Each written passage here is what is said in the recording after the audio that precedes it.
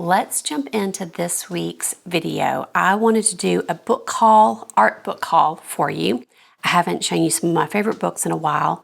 These are ones over last year that I got that I don't think I've shown you any of these, I don't think. Maybe little glimpses here and there. Let me get them all stacked up and we will just start going through them. Let me put them off to the side. Welcome if you're new here. I'm Sandy Hester. This is Bits of an Artist's Life. You get bits of my life here as an artist, and today's bit is going to be art books. I want to show you some of my favorites. Grab yourself a cup of something nice and let's look through art books together. This first one is a giant book. Let me measure for you. It's like that big. It's quite big. From my friend Peggie Kroll Roberts. I have one of her other books, which is much smaller, but very delightful, of her paintings. I've shown this one here before, so I'm just gonna do a quick flip through of that one. Love Peggie, she's an artist friend of mine. She has had a huge influence on me as an artist, and she's just really, really wonderful artist and very generous. So this book is really cool because there's a lot of sketchbook stuff in here and classes that she's like designed and stuff. So you get to see her playing. It's a very interesting book. I feel like you get kind of like art lessons and sketchbook and just art all combined in one. It is a beautifully done book. Anything she does, from her classes to her books, are just really wonderful. Her work is very colorful, it's textural, it's loose. She also has tons of teaching and art videos. And she's also started a Patreon, which I am part of and just love. That is Peggie's book of paintings and lessons, and then her other one is paintings of Peggie Kroll Roberts. Two wonderful books. Let's see, what should we do next? Let's do this one. So this is a book in a series of books. I think I have all of Amber's books now. She's got 3 out. Let's see if I can get those all in here. She's got a painted landscape, still life, and the abstract. I love all of them. I think I've already talked about these maybe in some other videos. If I haven't, that would be a shame to not show those here. Maybe I should get just a quick flip through. So a painted landscape. Ooh, let me make sure it's up here.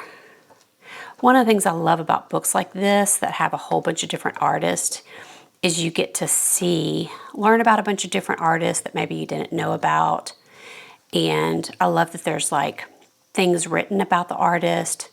So you get to, get a whole bunch of inspiration, but then also maybe find some new artists that you didn't know about. One of the things I also love about her books is she will include photos a lot of times of artists in their studio. So that's a painted landscape, the still life. Another great one. I'll give you a quick flip through. Her books are all on Australian artists also. So that's really neat. Let me just do a quick flip through because I do feel like I've already mentioned these books here. A lot of these artists, it's interesting, I've already been following for quite a while, but then I do find new ones and stuff. So the still life. And then my newest one is this abstract. For a while I thought, oh, do I get the abstract? I'm not really an abstract kind of artist, but I always am moving more abstract in my work, and I thought, let's look at some real abstract, and I was not disappointed whatsoever. I actually already follow a lot of the art, not a lot, but several of the artists in here. I was like, ooh, I recognize this artist. And some of the artists they showed some of their more abstract work. Like I'll show you a couple of the artists in here that a lot of their work maybe isn't as abstract, or all of it's not as abstract. I love this artist, Amy. I think one of the reasons I liked a lot of the art in here is because I am very moved to color and mark making. I think I resonated more with the artist that kind of have a bent to something like landscape, like you can see landscape in the work. And most of the artists in here that I already follow, like James. I've been following him for a long time. The work that is shown in here is very, very abstract, but a lot of his other work, though it's abstract, you can still see like figurative or landscape stuff in it. And just texture and color. I love James's work. Let's see who else I've marked. I've marked a bunch in here for y'all to just kind of give you a little glimpse. I won't flip through the whole book, obviously. I just feel like her books are so worth the money. I really liked this artist. I think this was a new one. Is this Tony? Yes. I think some people feel like they don't really understand abstract, and I think there's different purposes in abstract, but one of the things that I like about it is that I'm very much a color and mark. I love texture. I'm kind of particular about my texture, but I think there's just something sometimes about artwork that just because of the color and shapes, like you respond to it. I mean, there's just something so pleasing to the eye about these shapes and the colors and the way this artist has decided to put color together. I mean, some of it I'm not interested in. I feel like it's either like a, oh, I love it, or like, meh, kind of thing. But I think all art is like that. Let's see, I had one more artist here. I mean, like this kind of thing just has such a landscape feel to it. Oh yeah, is this, I feel like there was somebody in here I was gonna mention. So Amber's, have I followed her? I feel like I followed her. There was somebody else in here. Ooh, look at that. I mean, doesn't that just kind of, there's just things that make me happy in here, right? There was an artist that I wanted to mention. Oh, yes, did I skip? Did I not have her marked? Was it this one? Oh, here we go. I did. I think I skipped it. So Lauren I've followed for a long time. And if you look at her work, like on Instagram, it's very landscape oriented. Well, I mean, this even says Lake St. Clair. But like that, you don't really see landscape in it. But if you look at her work kind of as a whole, you really see very abstracted landscape and beautiful textures and mark making in her work. I just absolutely love Lauren's work. So I do recommend this book, really all three of these books I've really enjoyed. I'm showing you books too that I go back to over and over, either for inspiration or for reference. This is a reference one that I've really enjoyed. I found this at used bookstore. Used bookstores are great for finding art books or reference books. I do love folk art. I love the pattern and simplicity. Like I only paid $4. Actually, I paid less than that because I had like a coupon thing. So I don't even know if you can find this book. I'm just showing you books that I enjoy. I feel like you can learn from books like this. This is something I would never like copy from. In my new class that's going to be coming out real soon called Memories of the Landscape, I visit a folk art museum in Santa Fe and got totally inspired. In fact, if you've been seeing any of my weird art that I've been making lately, it was inspired from that trip. And I also used this book to make a lot of that work, just kind of flipping through and seeing shapes. I feel like right now this is all showing like black and white stuff. There is more color. But I think like there's just something so childlike and whimsical. Let me get to some of the pattern. Where's some of the pattern pages?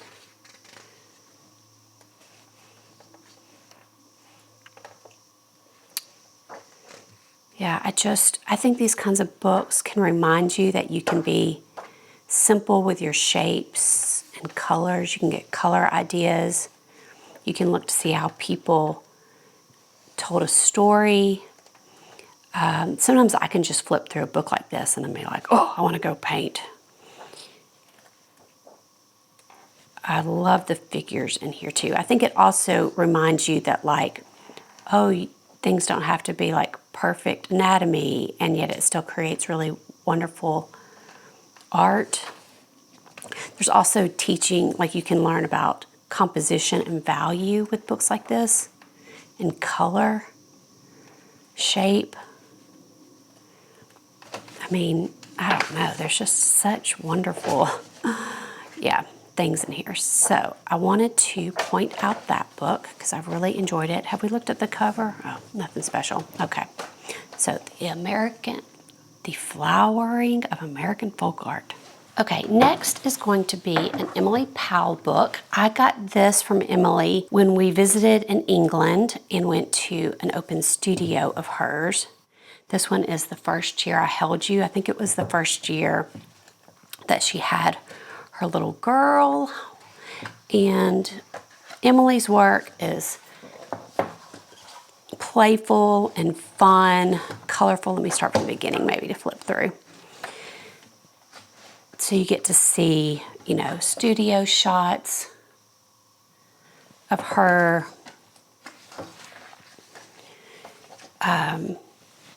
Lots of her in the studio and wonderful paintings. It's just documenting her year. That's kind of how she does her books.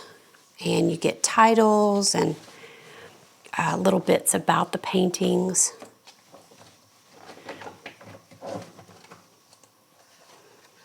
Oh, I'm just such a fan of her work. It's just so joyful and playful. I mean, look at that. Wonderful. So highly recommend any of Emily's books. I've got a couple more of her books. Also, if you ever get one of her books, it's so fun to like read the titles. The titles I feel like say so much, like Bear living his best life. And then she says, I don't know what to say about this piece. I can imagine it's something to do with a lack of sleep and want for karaoke. I think it sums up my first year as mom. Just wonderful. Yeah, really great book. And I have two more books of Emily's. I don't think you can get this one anymore. I think she does like her year of paintings in a book, and then like once they sell out, that's it. Because I know I've shared this one on here, and then you guys ask me about it, and I'm like, I don't know, go ask Emily. Because I don't know, but I don't think this one is still available. You'd have to ask Emily. This is still available. Emily and her sister put out a book together. And of course I have it. And this one's really inspiring too. She takes a bunch of different artists, women artists in here, tells little bits about them. Lots of like Emily's work, Emily and Sarah's work actually, which is really fun to see together. This is just a really great one. All you have to do is flip through one of Emily's books for just a few minutes and then you're like, I need to go paint. That's how I feel at least. Moving on to another artist friend of mine, which is Emma Carlisle.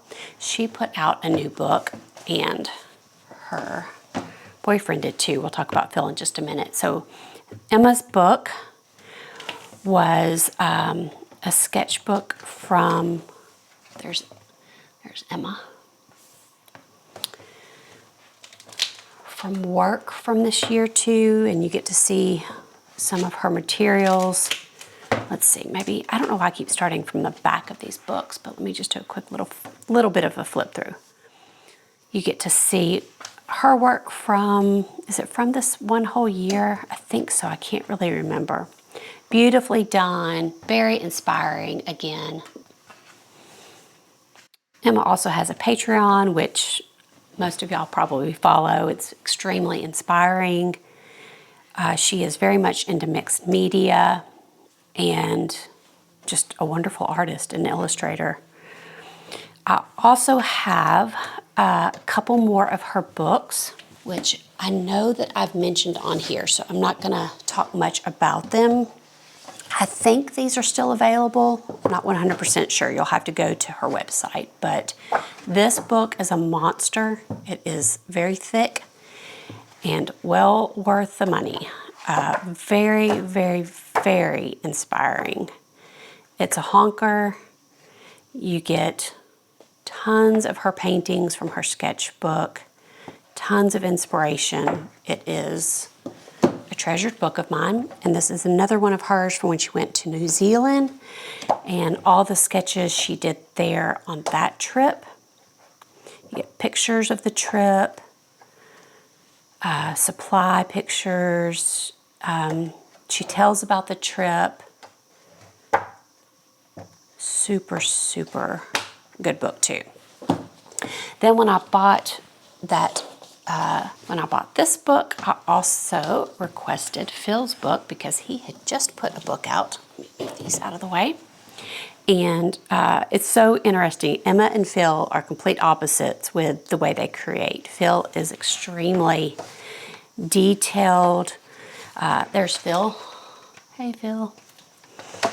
And this book is really wonderful. I loved kind of how he told the story about his dad and family, and you get to learn about the materials that he uses.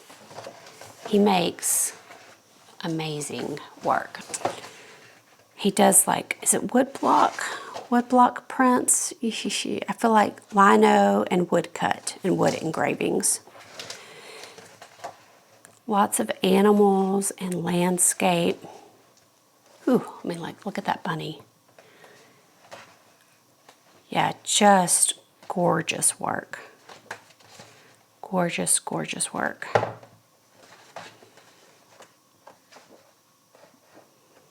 So another absolutely beautiful book. Ooh, look at that. Okay, highly recommend that one too. And then I saved my newest favorite book for last. Let me move these out of the way. So many books. Okay, this is a book that I recently got and I love it. I found out about this artist recently and found this book to purchase, and whoo doggy, it delivered. You know what I mean? You know when you get a book that you're like, hello, yes, you're amazing. I just keep coming back to this book. I'm reading it right now. I love his landscapes the most, particularly when he was in England. So I think this book is sectioned off by different times that he was at different places. He does still life, a lot of figures. I was going to point out a couple of my favorite paintings. I love his mark making. I love kind of the childlikeness, and his color palette is really beautiful. The book also talks a lot about different influences, other artists that were great influences to him.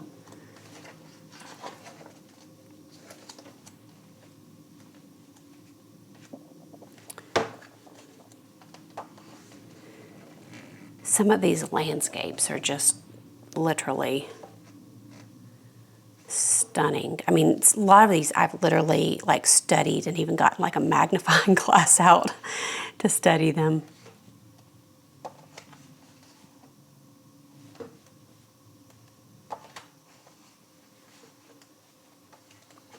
Like this, the way he's done these clouds and trees and stuff. Yeah, it's definitely been a book that I have greatly enjoyed. I was trying to find this painting. It's in there someplace. It's beautiful. Absolutely beautiful book. I feel like it wasn't the cheapest. I can't remember, but highly recommend. That is my book haul for this week. Let me know if you've got any favorite art books that you think I would enjoy, or just some that are some of your favorites and why. Let's do a quick sketchbook flip of this, a sketchbook tour of this sketchbook that I finished. I'm going to see if I can do it kind of quickly. It's an interesting one because I started it in 2020 and just finished it. It is, I feel like this Denik, D-E-N-I-K sketchbook. One of y'all sent this to me, and at first I was just okay with, I liked the paper, is the fact that it was white, that I probably didn't love it as much at first, but I am moving more towards just a white paper now. I think because when I have a cream paper, it handicaps me because then I don't think about the background. I just let the cream be the background. And I think that sometimes can make it hard then when you have to do backgrounds. These are just backyard trees, quick sketches. I think I literally just took my pencil and the sketchbook and did blind sketching. Just needed to but I am loving these marks actually. So this was back in 2022. More trees. Okay, some swatches. Literally when I look at pages like this makes me want to go paint. Absolutely beautiful colors, like marks. I was painting some dogs with my niece, and I was using one of Faye's books that I had bought. We met on Zoom.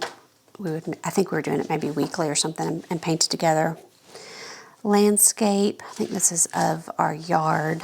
So you'll really get to see kind of how I progress. Okay, if you've been around here long enough to remember this and what this is from, let me know. This kind of cracks me up. I think I did these farm animals from next door. I can't remember. I remember there was something, I did some kind of video on those, I think. Watercolor sketch. I think this was a Sarah Dyer Patreon, maybe. This was kind of at the beginning of my landscapes, and this was at a place that I first started that was near our house. Oh, this is, I think this is some soft pastels and acrylic. And I was going there to paint. I really liked it, and then I got kicked off the property because they said it was just for like fishing people or something. I don't know. I think I talked about that here too on the channel. If you've been around long enough to know about that, let me know. Here's another one with soft pastels.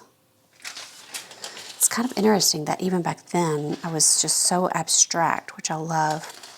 I need to go back to this place. I did a ton of paintings from this place, this lake, and just even seeing these makes me want to go back. I painted there in my class, taking notes in the landscape. In fact, there could be some sketches in here from that class, I don't know, but this is from that same place. And then this is from a park close to here. I love this. I used a lot of inks, I think, in this. Those geese make me so happy. I painted a lot from this scene, so I don't know if I painted this actually there or from another sketch. I think this was something I started and didn't finish, started and didn't finish. These are from up at our campsite. This is from that same lake area, and I went there with my niece. Oh, this is when we painted together. Oh, I just love this. I'm going to paint from this today.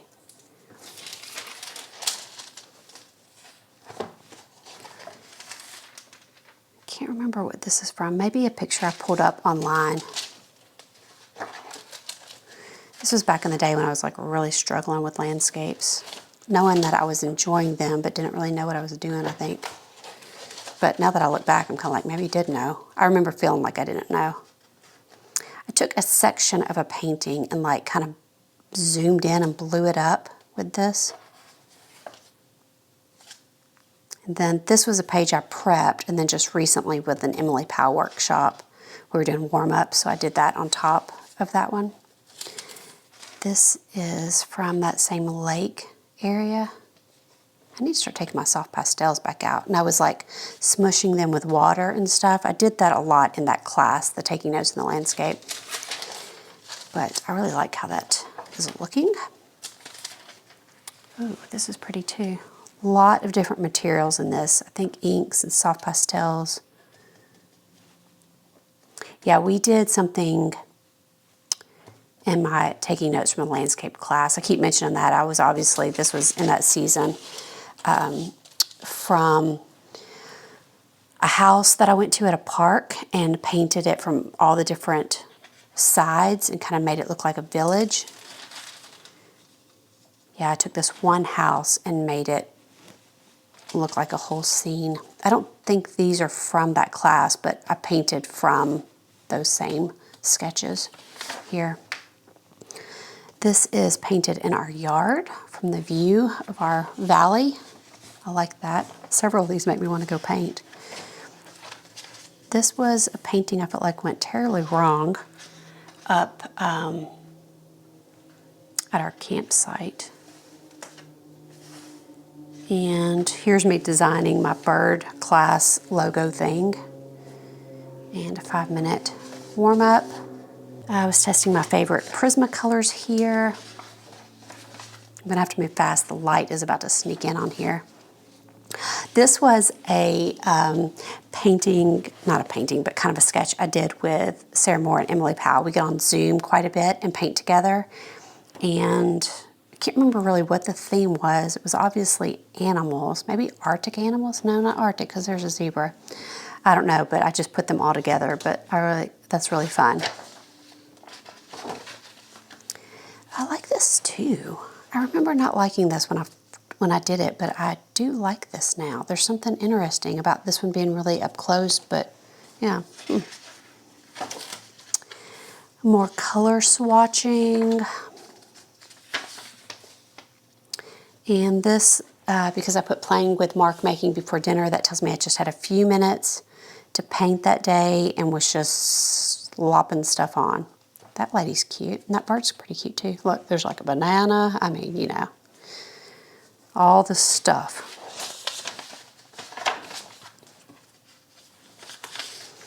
This I did from a picture of the town of Exeter in England that we went to recently to stay at. I think I just had a few minutes before dinner and did that.